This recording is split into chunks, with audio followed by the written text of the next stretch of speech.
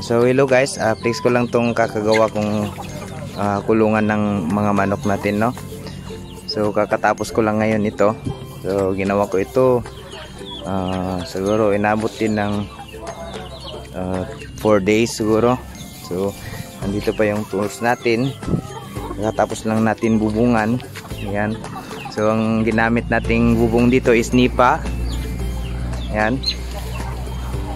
So ang nagasto kong materials dito is ito lang yung mga binili ko, itong screen na ito at saka itong kulay green na materials.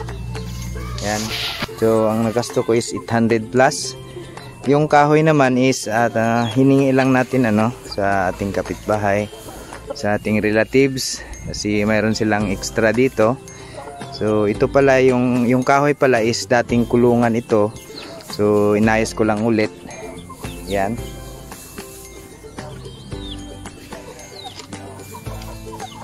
Ayan guys, no.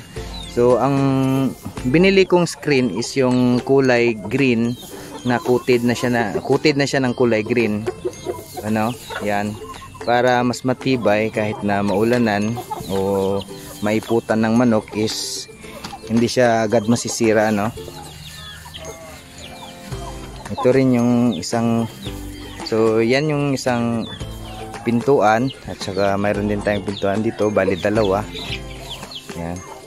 So malaki na rin ito, kakasya na rin yung mga siguro mga 20 na sisiw dito na 1 month. Pero hindi lang mga sisiw yung pwede nating ilagay dito, So kahit anong manok, kung halimbawa i-quarantine natin o tawag nito, basta yun na yun. Yan. Yan po yung likod niya, Yan. Hindi naman siya masyadong malapad, tama-tama lang yung size niya. So kung gusto nyong tanungin kung ilan yung size nito, mag-PM lang po kayo, or mag-comment kayo sa comment section. Yan po. So naglagay na rin ako ng rice hull dito sa ilalim para hindi masyadong mapitak, kasi dito banda is medyo malambot, dinadaanan ng tubig. Nilagyan ko na rin para hindi masyadong basa kung dumadaan tayo dito. So lalagyan ko pa doon banda sa area na yon, kulang pa yon hanggang doon. Kaso mayroon man itong mga manok ngayon, andyan sila, Yan. Mamaya na lang. So yun lang. Maraming salamat guys sa panonood.